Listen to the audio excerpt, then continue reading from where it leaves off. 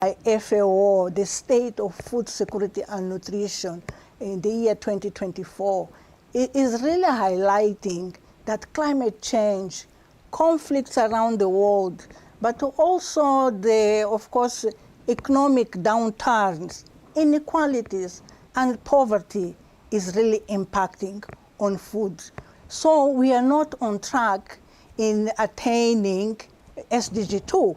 And this means that it's going to really to implicate in the other SDGs and the Sustainable Development Agenda. Actually, we are 5 years for 2030, and this is what the international community has agreed in 2015 to, of course, implement and achieve the 2030 agenda.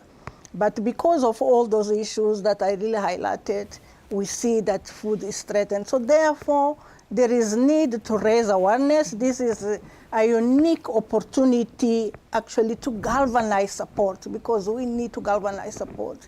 It's also an opportunity to mobilize resources, because again, the topic of the State of Food Security and Nutrition 2024 is talking about investments.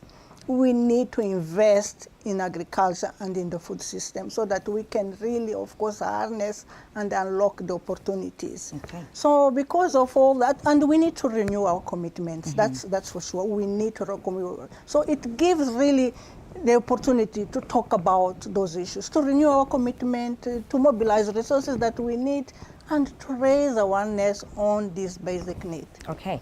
Now, you talk about food being a basic need. I believe that no one can really deny nor debate that. And you mentioned, socioeconomic issues, the downturn as far as the economy is concerned, climate change, the war, geopolitics, and the like, as some of the challenges to food security. Now, in the face of all these, perhaps let's just take a step back and say, from an African context, what do we see and what are the numbers telling us as far as food security or insecurity is concerned? Actually, it's alarming. This, again, if I go back to the report that I just mentioned, the FAO report on the state of food security and nutrition, and here actually I have to say that this is a joint report that is published every year, and it gives that global really situation on the state of food security. And of course, UNICEF, WHO, and the WFP, and IFAD, they are also part of this report. And actually the numbers that are really coming out this year are quite alarming. We are still talking about 733 million of people in the world that are really food insecure, which means that is 1 on 11 people are really food insecure. And in Africa, the situation is even more alarming, because in Africa, we're talking about 1 of really on 5 people, they are really affected by food insecurity. So which means, and again, the reasons I've really highlighted, that climate change, and we see in our region, Botswana, of course, is also affected. We are really facing an unprecedented drought that is really ravaging, of course, our food security. The farmers are really affected. We see animals dying. So again, I would say that, but at the same time, we really have opportunities if we really invest. And one of the great opportunities when it comes to Africa is that, we have the land that we can really produce, and we have a young population. So we are really thinking about, of course, the young workforce, that if we really bring this together, I'm sure that that transformation of the agri-food systems to be resilient, to be inclusive, sustainable, can really happen still in our lifetime. I'm convinced. Okay, you mentioned twice that in the face of some of the challenges that you've spoken about, that therein lies opportunities. You mentioned a population of young people. You mentioned abundance of land. Besides these two, where are the opportunities? I mean, you talk about galvanizing support, mobilizing and renewing commitment. What does that actually look like if we were to really try to bring it home? For instance, I would say that at home, and of course FAO has been really working very closely with the government of Botswana. We have an office that has been really established here since 2018, but Botswana joined FAO immediately after the independence. And we have been really working together and very closely in order to really support Botswana to make sure that they really achieve food security and they really transform the agro-food system. And this is done through our count programming framework, which actually capture the priority of this country, the priority of Botswana in the space of food security and nutrition, in the space of agriculture, to be able, of course, to contribute to the transformation. And here, of course, we're implementing very concrete projects that are addressing really some of the gaps that are existing, but in terms of really capacity development, because we are talking about sustainability, in terms of really building that resilience, because again, because of the weather shocks, we know that the vulnerability is even deepening. So, which means that building resilience of the communities is really very critical. One of the big challenges that we really see is, for instance, water. So we know, of course, building boreholes, making sure that, the seeds, resistant seeds that can really, of course, sustain to climate change are really very important. And as FAO, we have that expertise. We have, of course, that knowledge that can really help to identify the gaps and really to build on, of course, on the gains and on the best practices. Training the farmers, it's really very important so that they can really adopt the best practices to produce better, to produce well, to harm less the planet, the environment, because we know that in consequences, this is again, that is really, of course, impacting on agriculture and food security. Okay, you mentioned capacity building, working with the farmers. Perhaps let's just look at, from a structural perspective, looking at the entire ecosystem. What sort of support are you engaged with government, with everyone within the ecosystem, to really ensure that it's not just the farmers, it's not just government at a policy level perspective, but everybody within the ecosystem actually really comes together and understand the importance of a day like this, the importance of food security and the sustainability thereof? Let me add that really partnership is key. Of course, we are working closely with the government. We are involving the farmers because those are really the agents of change. If they really have those, best practices, if they really adopt them, they will be able, of course, to produce better in a very sustainable way and increase production and productivity, and of course be able, to access the markets in order to be able, of course, to improve their lives and livelihoods. And here we are talking about the income. So that is really, I would say, the ecosystem. But of course, I mentioned that we have really to come together. We have to bring also the private sector. The private sector here is really very important, particularly because of the technologies. They are really fast, and if they come on board, which I see them coming, we can really assure the transformation. And of course, the civil society is really very critical. And the farmers themselves. And here, of course, when I look at the agriculture, I look at the role that women are really playing. And they are really the agent of change. They are really the backbone of agriculture. And in most cases, they don't have the tools. They don't have the inputs. They don't have, the access. And they don't even own land. So really, if we address those issues. And of course, we are working towards that, and that's why, of course, as FAO, we are really, of course, providing that technical assistance, the analysis that is needed, because we need the data also that can really inform the decisions. So putting all this together, of course, we will reach that goal. Now, we can't ignore that in as much as we talk about food security, there's also an aspect of, it's not just food, the nutrition aspect of food. How in these conversations with the farmers, with policymakers and the private sector as well, how do we embed that it's not just food, but the nutrition aspect of it, the dietary requirement aspect of it? Actually, I should have really mentioned that the theme of this year's World Food Day is really, of course, right to foods for better, of course, for better lives and a better future. And when we talk about foods, we are really talking about accessibility. We are talking about affordability, because food should be really affordable. Actually, it takes me back when I was saying that it's really a basic need, should be affordable. It should be nutritious, because it's not only really to produce food, but you have to produce nutritious food.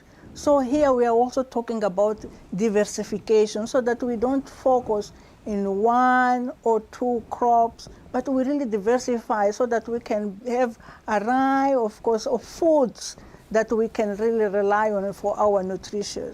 We are talking also about, of course, availability. Food should be really available. So all those issues together, have really to be addressed. Of course, we have come a long way.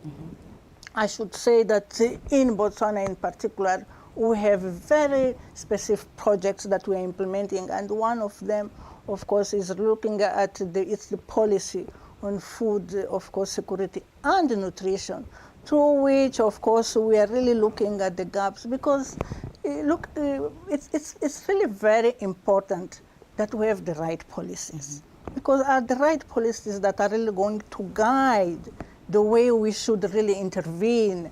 And I talked about the private sector, which is really very vibrant. And again, the way to attract the private sector is really through those policies, the strategies that are really guiding. So we are implementing, this is one of the projects that we're implementing, but we're implementing other projects. For instance, this cycle I talked about, our country program framework, which is that instrument that guide our intervention in, of course, providing that support, that technical support, providing that, of course, capacity development, doing that analysis that will really inform, of course, the interventions of the government. And then there, of course, we are looking, for instance, for one of the projects that maybe I should really add is that, of course, the fodder strategy. We know that Botswana, in this particular case, livestock is very key.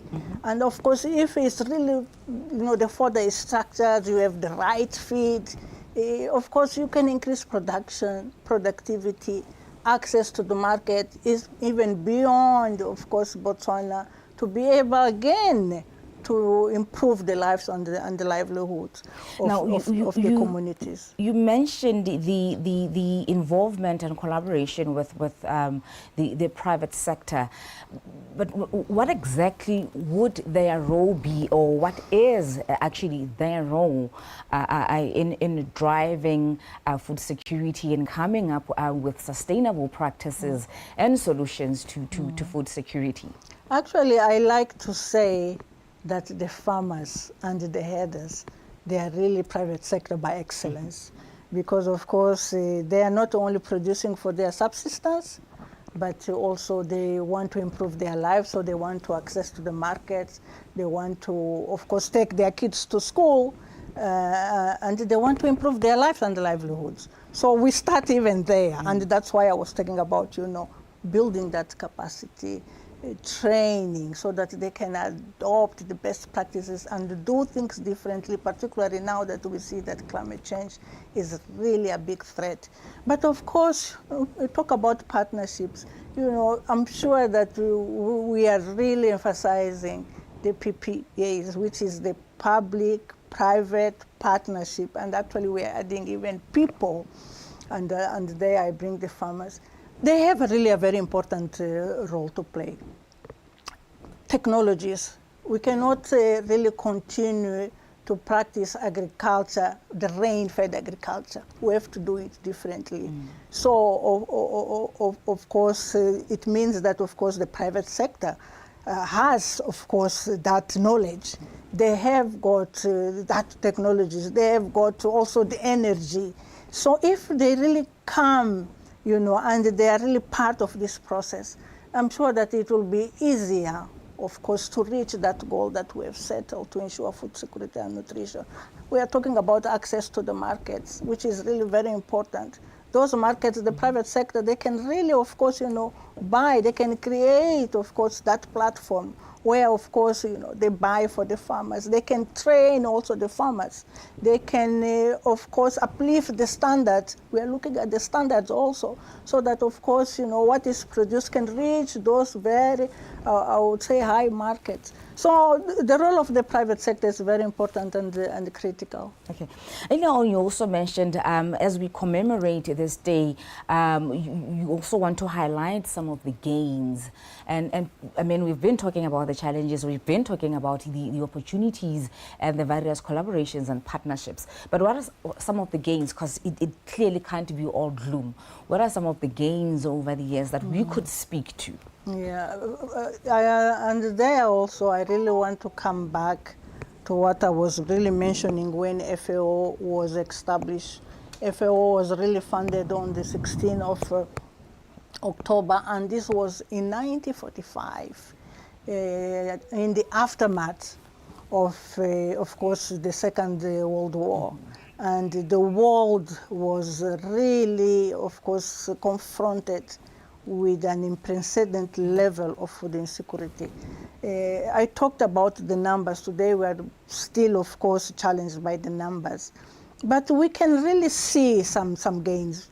If we come from 1945, which is really very long ago, and we see what is really happening today, there is, of course, some improvements. And we want to really build on those improvements so that we can really expand, we can really upscale, and we can, of course, really transform.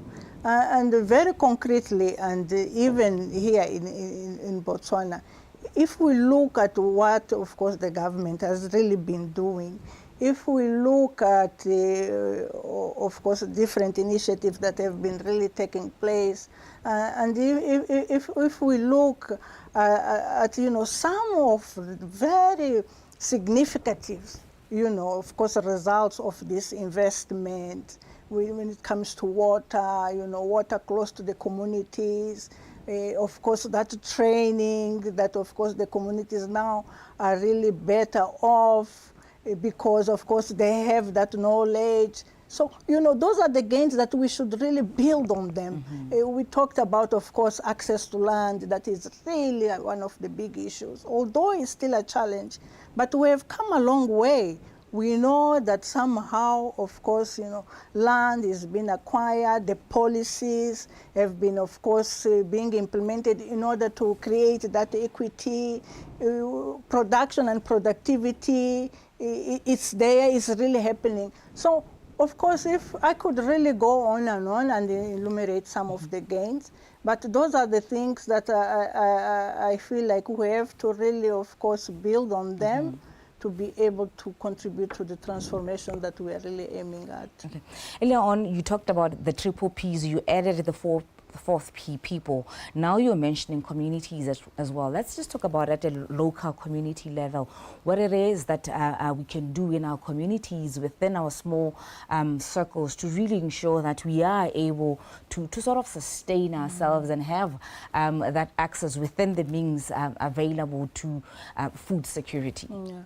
One of the things that we really, of course, promote as a FAO, and I've seen that, of course, it has been really, of course, yielding results, is really bringing the communities together, bringing the farmers together, whether are cooperatives, whether are really associations. I think that is really very critical because if they really come together, they can share the responsibilities. share even the burden that, of course, is imposed by the challenges that I have indicated. One of the examples, for instance, that I really want to share, which is one of the approach that the FAO has been, of course, promoting, are the farmer field schools, because knowledge is it's very important, it's very critical. So when we talk about those best practices, when we talk about, of course, building resilience, farmer field schools, those are the schools that we are implementing or promoting within the community, so that, of course, the trainees can really, of course, become trainers of other farmers. I think that's really very important. Of course, sharing, of course, the opportunities. It's really very important. But here again, I want to indicate that it's very important that we really transmit the new knowledge. One of the big challenges that agriculture faces, for instance, is that how do we de-risk agriculture? Most of the times the access to credit is not there, because, of course, agriculture is really seen as very risky. So how do we ensure that we really de-risk? And then again, I bring the private sector, so that, of course, it can be that space where people really feel comfortable in investing, because you know that the results will be there. And again, if you look at the whole value chain, agriculture is not only production. Actually, now there is really very sophisticated ways of really doing agriculture, mechanization and technologies and digitalization. So those are the things that it seems that they are very far away, but even at the level of the communities, if you really, of course, bring those tools, if you, of course, enhance those interventions, of course, the results will be there. Now, food insecurity is actually a threat to peace globally. And quite often when we talk about agriculture and the production of food, if we take the context of Botswana, for the longest time, we did it just because we could do it. We did it just because I have either land and spare time to do it. We see now the government trying to drive to say we ought to produce enough. From a mind change perspective, what are you doing in collaboration with governments to say, let's see more and more young people, let's see more and more people really take this as a business, understanding that food insecurity is actually a threat to peace? Of course, and again, I mentioned at the beginning that, of course, we have a young population, so you can really imagine the energy in the continent, and also even in Botswana. When you go to the rural areas, you find that most of the people that really, of course, they work the land are really over 60. So which means that, we cannot really achieve food security if we are really relying on people that, of course, are retiring.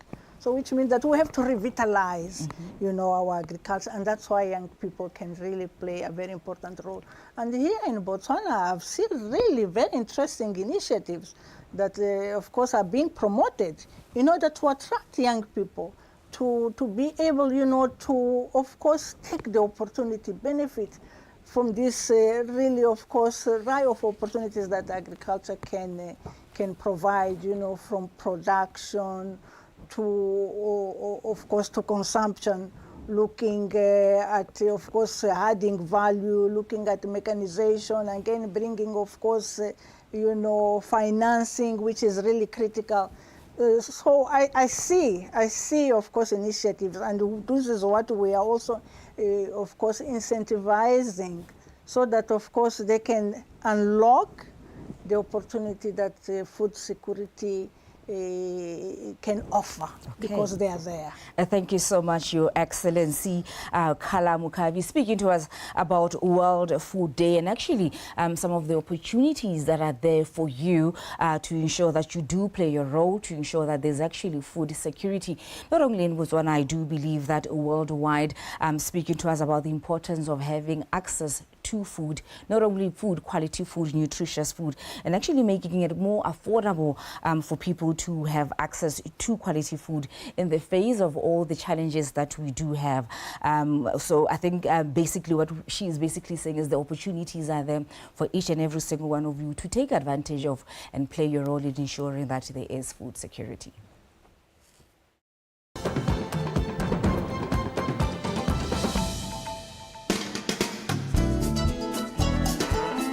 Tebelopele ya 2036 e eletsang katego ya bothe. Puso e tsweletse ka go rola mananeo a thabololang motswana mongwe le mongwe gore go se nne le ope yo salelang kwa morago le go ba fa bokamoso jo bo eletsegang. Ke ne ka le mo gona ke hiwa po ka bona gore so tse ka re ke hiwa ya la mahala ke sa ira sepe. Yaanong botshelo ba me ga diragala gore ke bo ke heletse ke nyale ke ntshedi bogadi ke bo ke jakemo ke ntse ke le gone ha ka ntateng ya tuo. Ke tsere diputse na magadi di le 19 le diphoko di le 5. Lebelela thulaganyo ya kgatelopele e supa mananeo a tokafatsang matshelo a Batswana. The all-new #PushaBW at a Chencheng show, hosted by Khauna Dintwe and Sean Mongatane on BTV News Channel 289 every Sunday at 6:30 p.m. Sitting down with some of Botswana's most exciting entrepreneurs and telling the stories behind some of our country's biggest brands and businesses. Tune in for a front row seat to some of the business decisions, challenges, and innovative ideas that have shaped proudly Botswana's businesses.